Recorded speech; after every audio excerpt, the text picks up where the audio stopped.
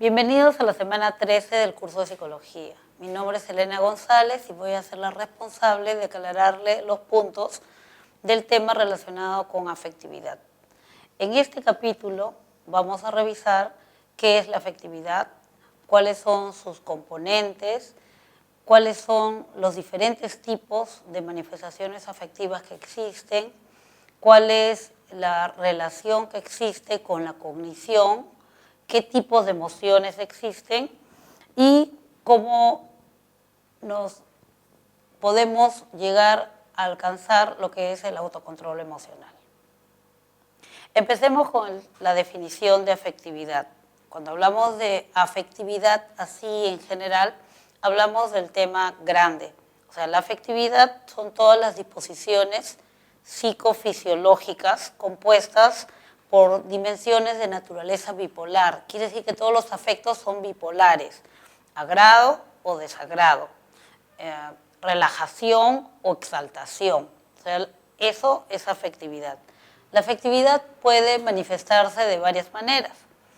Y en ese sentido, las emociones, los sentimientos, las pasiones e inclusive el estado de ánimo son diferentes tipos de manifestaciones de lo que es la afectividad.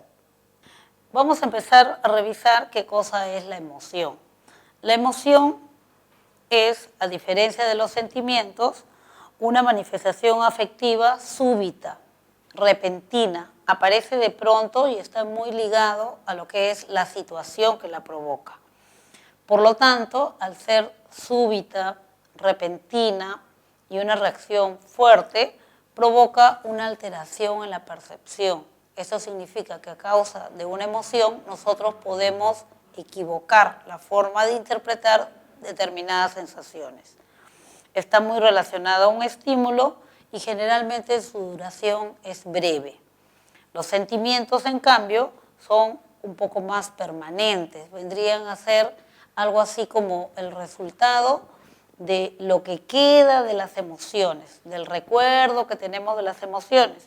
Por eso los sentimientos son de más duración, o sea, duran más, son menos intensos y permanecen allí más ligados a lo que es nuestra cognición, nuestros conocimientos. Sabemos por qué experimentamos determinados sentimientos a determinadas cosas o a determinadas personas. Las pasiones, en cambio, vendrían a ser como una emoción demasiado larga. O sea, es una emoción permanente y por lo tanto podrían causar daños a nivel psicofisiológico, porque cuando se presenta una emoción, la emoción provoca alteraciones en la fisiología, en el funcionamiento del organismo. Y una pasión, si es así de intensa por mucho tiempo, puede provocar justamente también una alteración a nivel orgánico. Vamos a ver ahora cuál es el resultado del proceso emocional. De repente, para poder ubicar mejor una emoción, vamos a hacer referencia a una situación que de repente no está muy lejos a que a ustedes les pueda suceder. Vamos a suponer que de pronto, bueno, se acerca fiestas o se acerca un feriado y ustedes van a tener varios días libres, ¿ya?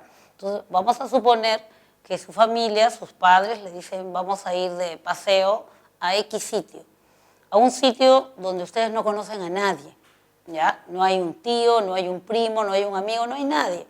Pero que sin embargo ustedes han averiguado que allí existen el comercio o centros comerciales que venden los adelantos tecnológicos más sofisticados para tu celular. Entonces, obviamente, eso te motiva y tú estás bien contento de ir con tus padres a ese lugar.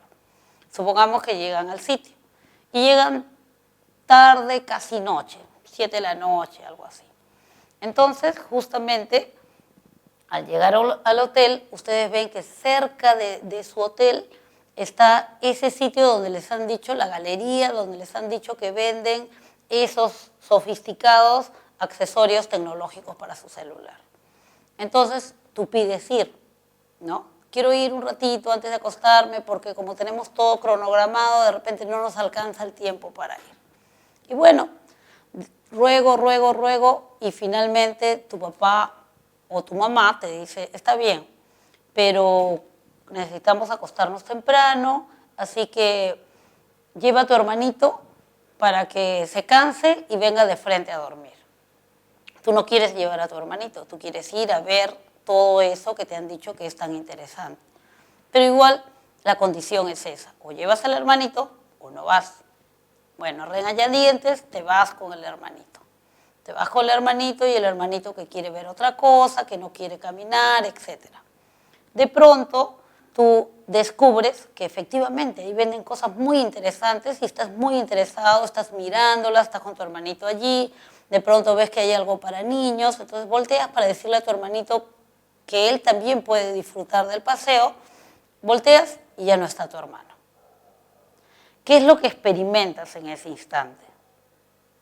Al comienzo, seguro, preocupación, ¿no? Uy, ¿dónde está? Te preocupas. Va pasando el tiempo, 5 minutos, y no aparece tu hermanito. Lo sigues buscando. Ya no estás solamente preocupado, de repente estás un poco alterado, inquieto. Sigue pasando el tiempo, 10 minutos, 15 minutos, y sigues buscándolo. Ahora, ¿qué experimentas? Ponte a pensar en eso. Tu corazón empieza a latir más rápido, estás transpirando. Ya no solamente lo buscas con la mirada, empiezas a preguntar, ¿no es cierto? Empiezas a preguntar, ¿han visto un niño? ¿Está vestido así? Luego ya no solamente caminas a buscarlo, corres a buscarlo, ¿te das cuenta? Entonces, eso que estás experimentando es una emoción.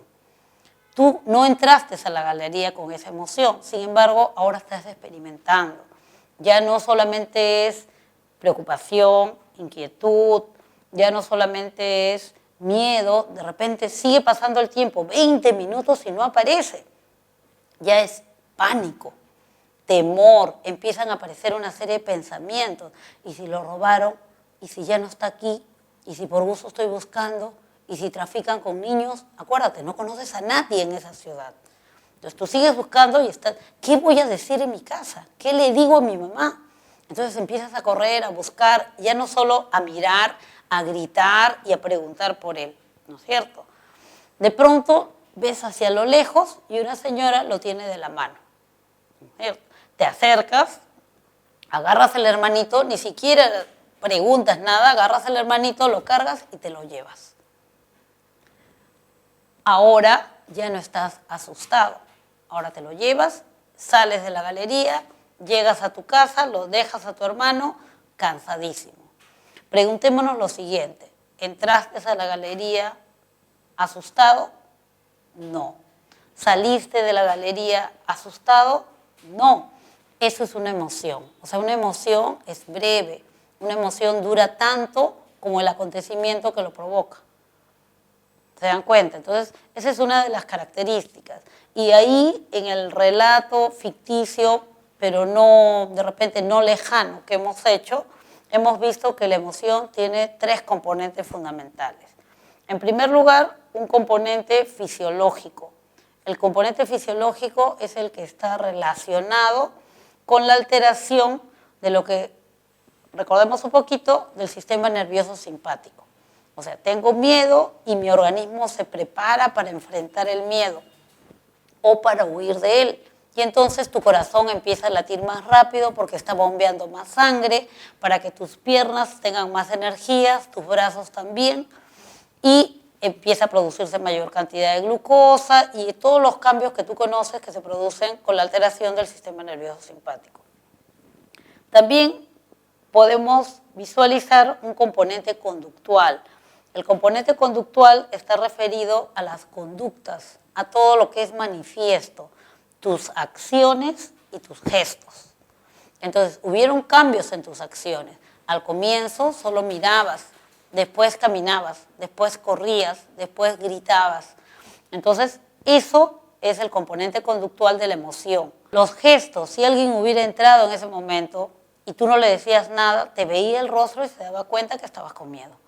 Entonces, las emociones provocan también ese tipo de cambio gestual o de expresión facial que se considera parte del componente conductual. Y además hay un cambio a nivel subjetivo. Acordémonos que lo subjetivo es lo más privado que tenemos, nuestros pensamientos y nuestros sentimientos. Aparecieron pensamientos, y si ya no está acá, y si se lo robaron, ¿qué le digo a mi mamá? Y sentimientos, ha sido mi culpa, he debido ser más cuidadoso. ¿Se dan cuenta? Entonces, cuando nosotros experimentamos una emoción, inmediatamente se activan o se alteran, ¿no?, 3 niveles de respuesta: fisiológicas, conductuales y subjetivas, incluyendo dentro de lo subjetivo lo que son los pensamientos y los sentimientos. La emoción responde o se activa, se produce ante una situación existencial trascendente. Esto es, una situación trascendente es aquella que trasciende a tu control, aquello que escapa de tus manos. En ese momento tú no podías decir, ya, aprendí la lección, que aparezca mi hermano. No iba a aparecer, porque eso no dependía de ti. Entonces, ante una situación ante la cual no tenemos control, aparece una emoción, ¿ya? Y la emoción es breve, es corta. Tú no entraste con miedo a la galería, sin embargo lo experimentaste allí. Duraron 20 minutos, que probablemente te parecieron horas, pero solamente fueron 20 minutos.